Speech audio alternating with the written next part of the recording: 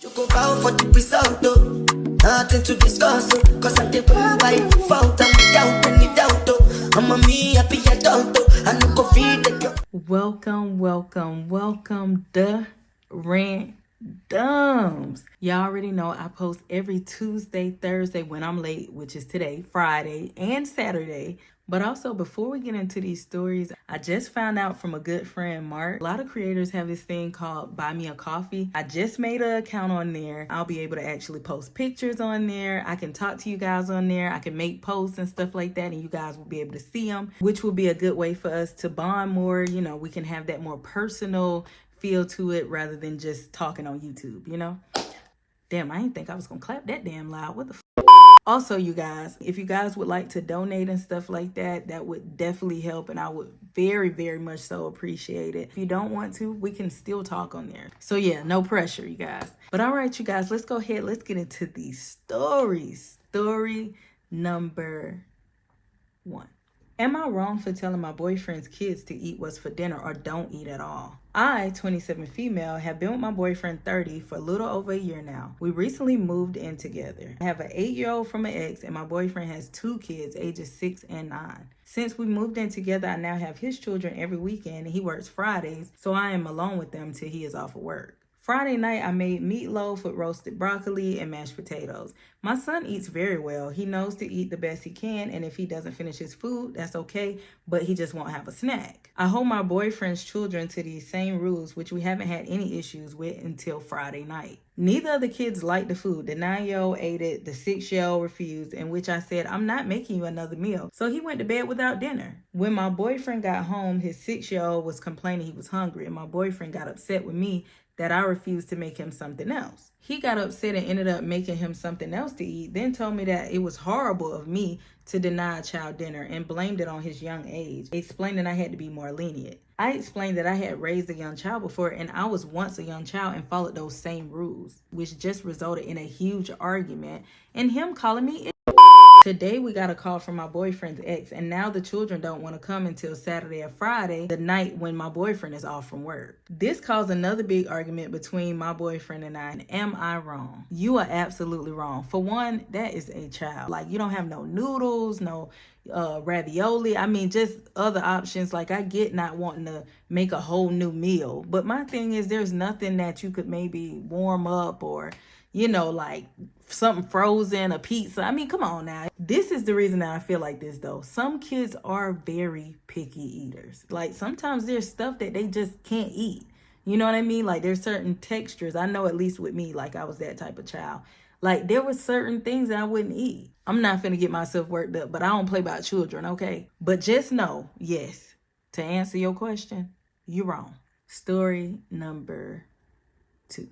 Am I wrong for refusing to give my coworker rides to work? I, 19 male, work with a friend, also 19 male. I got him a job at a small company where I worked. When I first recommended him to my boss, it was because I thought it would be a temporary position over the Christmas rush. It was not. My main problem comes from the fact that he doesn't have a driver's license. I was okay with the idea of driving him to and from work for a couple of months, even though he has a habit of always being a couple of minutes late. This isn't a huge deal at our company because we get paid hourly for a job that doesn't have a set time frame. Lately, though, he's been constantly at least 10 minutes late. While it's not a big deal for my boss, I hate sitting in my car in front of his house for that long. I like to get work over with as soon as possible. While those 10 minutes aren't going to change my life, I'd rather get 10 extra minutes at home than sitting in a car. Oh no, I feel you on that. Today, I made up my mind that I wasn't going to ignore his tardiness. I texted him 20 minutes beforehand to ask him if he would be ready in 20 minutes. He said yes, and I knew it was probably a slight exaggeration, so I took my time leaving the house. He got a good extra 5 to 10 minutes. Then when I got to his house, I texted him to tell him I was there. No reply. 10 minutes later, he finally appears. Usually he starts telling me about his day and I kind of get over my anger. But this time I stuck to what I told myself and let him know that I didn't want to drive him anymore. I wasn't rude. I didn't yell or anything. I just said, I'm sorry, I don't want to drive you to work anymore because you're always late. He started arguing, saying that it wasn't his fault and he was busy. So you busy every freaking day? This is every day that you're over 10 minutes late or 10 minutes late. I don't care. Listen, I'm adding an extra few minutes because I'm irritated. In the conversation, I also mentioned that things would be different if he wasn't old enough to get a license and his parents hadn't already promised him a car as soon as he got his driver's license. He told me that every time I brought up the driver's license thing, it stresses him out. He kind of phrased it like he thought I brought it up out of concern, which I do every once in a while. But this time it was because he's making me late when he could very well get a driver's license and drive himself. After I made my feelings known, the car ride was quiet. Then at work, it was quiet. On the way home, it was also quiet. Shocker. So basically, I think he got mad about the fact that I was done waiting around for him. I really don't think I'm in the wrong here, but maybe I'm missing something. Listen, you are not in the wrong. One, he is not giving you no gas money. Even if he was, you sitting there 10 minutes here and there and all that. No, ma'am. No, sir.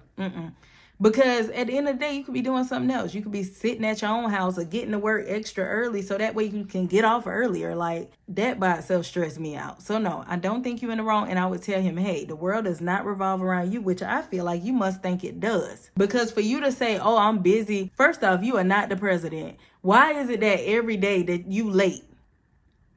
Not saying that, it's right to be late because you're the president. But I'm just saying, like, what are you doing that's that important that you late every freaking day?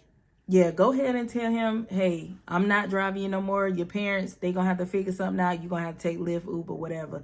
Whatever transportation y'all got, train, bus, whatever, ride the bike. Whatever he got to do, he going to have to do it, okay? Story number 3.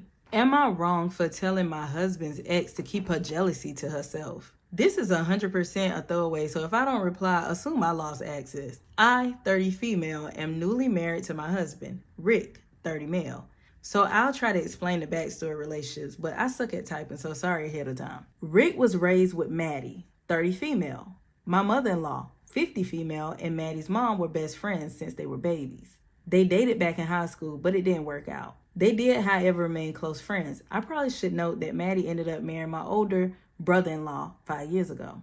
Rick and I have spent the last year wedding planning and doing all the traditional events that comes with that. So it's been an incredibly stressful time, but being my sister-in-law, Maddie, was at almost everything. Normally this wouldn't be a problem. I like Maddie, but it seemed like every passing day she would get angrier with me. This led all the way up to our rehearsal dinner when she started making comments in a joking manner. I could have been his wife. I would have looked stunning next to him at the altar.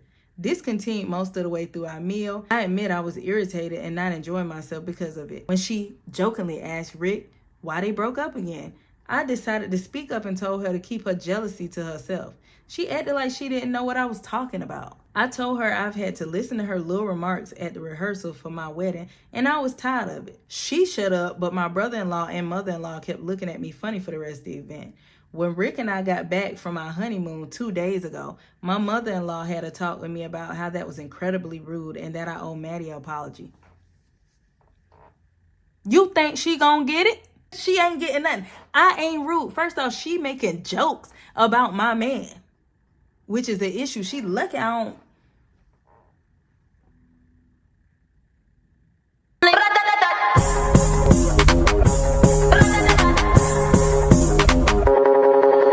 I'm starting to wonder if I was actually in the wrong here. Rick says I was justified, but mother-in-law and brother-in-law are still upset with me over it. Am I wrong?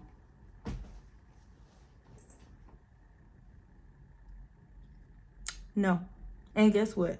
I don't care what she got to say. I don't care what my brother-in-law got to say. I don't care what nobody got to say. At the end of the day, I stood up for myself, and I'm going to do it every time, especially about my man, period. And if they got a problem with you, they got a problem with me. Why I be getting so involved in these freaking stories? I hope you guys enjoyed these stories. I hope y'all been having wonderful weeks, months, years, all that. Don't forget to like and subscribe if you haven't already. Comment down below, let me know y'all's thoughts, and share this video with your friends and your family, and I will see y'all in the next video. And I hope you're having a wonderful day.